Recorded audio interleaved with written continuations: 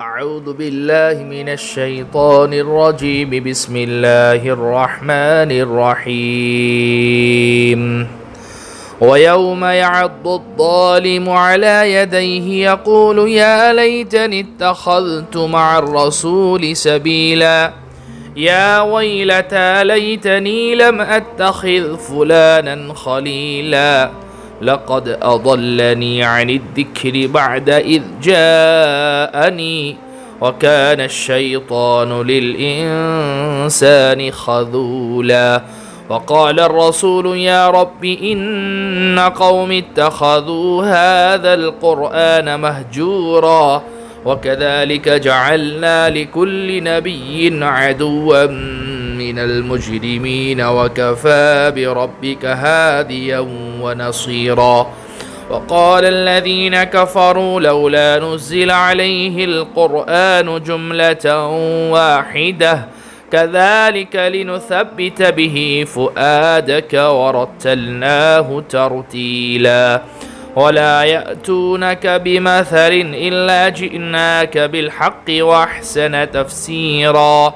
الذين يحشرون على وجوههم إلى جهنم أولئك شر مكانا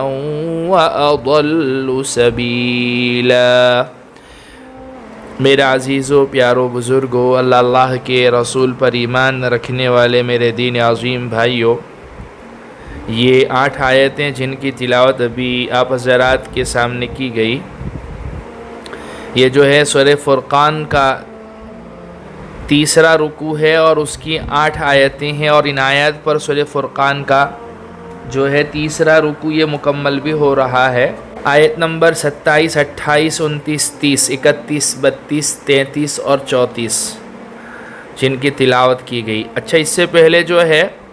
اس رکوع کا جب ہم نے آغاز کیا تھا اس وقت یہ بات بتلائی تھی کہ اس میں ایک تو اللہ سبحانہ و تعالیٰ نے میدان محشر کے منظر کو، مجرموں کے ساتھ کیا سلوک کیا جائے گا اور جنتیوں کے ساتھ کیا سلوک کیا جائے گا، وہ تمام تر تفصیلات، اسی طریقے سے آخرت کے اوپر کون لوگ ایمان نہیں لاتے ہیں، اللہ سبحانہ و تعالیٰ نے یہ تمام باتیں بیان فرمائی تھی۔ آج بھی جو آیتیں پڑھی گئی اس میں اللہ سبحانہ و تعالیٰ اس بات کو بیان فرما رہے ہیں، اور جس دن ظالم انسان حسرت سے اپنے ہاتھوں کو کاٹ کھائے گا اور کہے گا کاش میں نے پیغمبر کی ہمراہی اختیار کر لی ہوتی، یا ویلتا لیتنی لم اتخذ فلانا خلیلا، ہائے میری بربادی، کاش میں نے فلاں شخص کو دوست نہ بنایا ہوتا، لقد اضلنی عن الذکر بعد اذ جاءنی وکان الشیطان للانسان خذولا، میرے پاس نصیحت آ چکی تھی مگر اس دوست نے مجھے اس سے بھٹکا دیا، اور شیطان تو ہے ہی ایسا کہ وقت پڑنے پر انسان کو بے کس چھوڑ جاتا ہے، چونکہ وہ تو دشمن ہی ہے، وہ انسان کی خیرخواہی چاہ ہی نہیں سکتا ہے،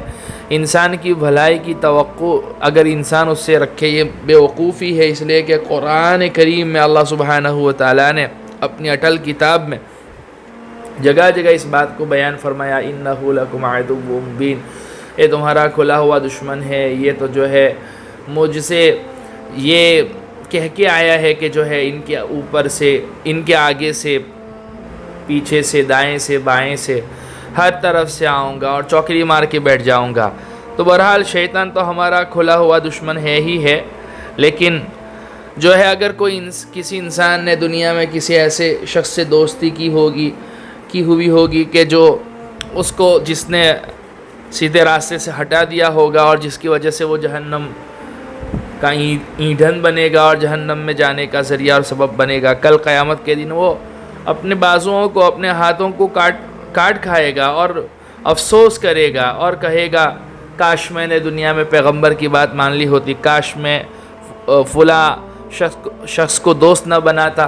لیکن جو ہے پچھتاوے کیا ہوا جب چڑیا چگ گئی کھیت، وقت پر کافی ہے قطرہ بھی آب ہوش ہنگام کا،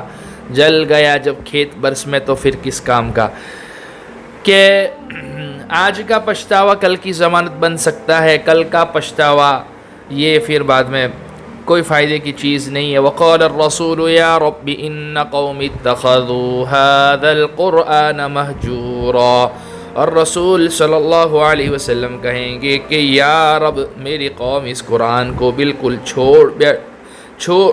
بیٹھی تھی۔ اگرچہ سیاق و سباق کی روشنی میں یہاں قوم سے مراد کافر لوگ ہیں، لیکن یہ مسلمانوں کے لیے بھی ڈرنے کا مقام ہے کہ اگر مسلمان ہونے کے باوجود قرآن کریم کو پس پشت ڈال دیا جائے تو کہیں وہ بھی سنگین جملے کا مصداق نہ بن جائیں۔ اور آج ہم نے قرآن کریم کے ساتھ یہی حال کیا ہوا ہے، اور نبی کریم صلی اللہ علیہ وسلم شفاعت کے بجائے شکایت کریں۔ الیاذ باللہ العلی العظیم، اللہ سبحانہ و تعالیٰ سے ہم پناہ مانگتے ہیں اس بات کی کہ رسول اللہ صلی اللہ علیہ وسلم ہمارے خلاف شکایت کریں، اور بجائے آپ کی شفاعت کے مستحق ہونے کے آپ ہمارے خلاف شکایت درج کروائیں اللہ سبحانہ و تعالیٰ کے یہاں۔ اور واقعی آج ہمارے اعمال ایسے ہیں اور ہم زندگی اس طرح سے گزار رہے ہیں کہ اور قرآن کے ساتھ ہمارا رویہ اور سلوک یہ بتلاتا ہے کہ واقعی جو ہے اللہ کی پناہ، اللہ ہماری سے حفاظت فرماوے اس کی ناقدری سے، ناشکری سے۔ اور رسول صلی اللہ علیہ وسلم کہیں گے کہ یا رب میری قوم اس قرآن کو بالکل چھوڑ بیٹھی تھی۔ وَكَذَلِكَ جَعَلْنَا لِكُلِّ نَبِيٍّ عَدُوًّا مِّنَ الْمُجْرِمِينَ وَكَفَىٰ بِرَبِّكَ هَادِيًا وَنَصِيرًا، اور ہم نے اسی طرح مجرم لوگوں کو ہر نبی کا دشمن بنایا ہے، اور تمہارا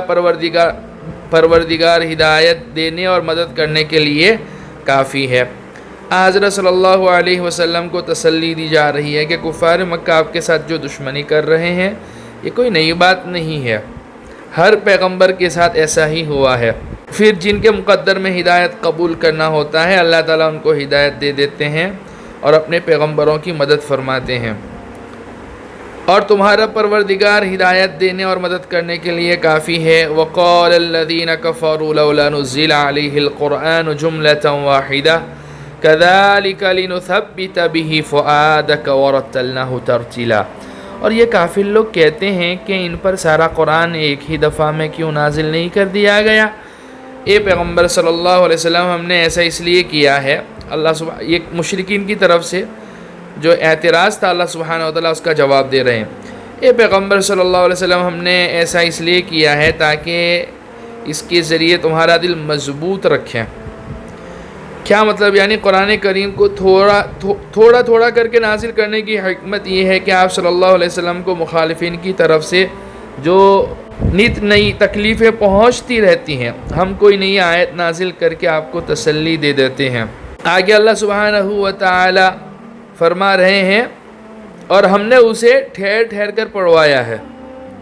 اور یہ کافر لوگ کہتے ہیں کہ ان پر سارا قرآن ایک ہی دفعہ میں کیوں نازل نہیں کر دیا گیا؟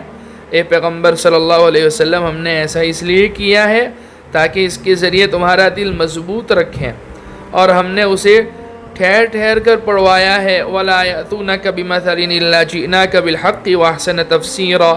اور جب کبھی یہ لوگ تمہارے پاس کوئی انوکھی بات لے کر آتے ہیں ہم تمہیں اس کا ٹھیک جواب اور زیادہ وضاحت کے ساتھ عطا کر دیتے ہیں۔ یہ قرآن کریم کو تھوڑا کر کے نازل کرنے کا دوسرا فائدہ ہے کہ جب کوئی نیا اعتراض کافروں کی طرف سے آتا ہے تو قرآن کریم کی کسی نئی آیت کے ذریعے اس کا واضح جواب فراہم کر دیا جاتا ہے۔ اور ایک جو اوپر بیان کیا، الذین یحشرون علی وجوہہم الی جہنم اولئک شر مکانا واضل سبیلا، اللہ فرماتے ہیں جن لوگوں کو گھیر کر منہ کے بل دوزخ کی طرف لے جایا جائے گا۔ اللہ اکبر، الیاذ باللہ، اللہ ہماری حفاظت فرماوے، الامان والحفیظ۔ وہ بدترین مقام پر ہیں اور ان کا راستہ بدترین گمراہی کا راستہ ہے۔ ظاہر سی بات ہے جن کا آخرت پر ایمان نہیں ہوگا، جنہوں نے نبی کی بات نہیں مانی ہوگی، نبی سے دشمنی کی ہوگی، قرآن کا مذاق اڑایا ہوگا، قرآن پر ایمان نہیں لائیں گے، تو ظاہر سی بات ہے ان لوگوں کو گھیر کر منہ کے بل دوزخ کی طرف لے جایا جائے گا، اور وہ بدترین مقام پر ہیں اور ان کا راستہ بدترین گمراہی کا راستہ ہے۔ اللہ ہماری سے حفاظت فرماوے۔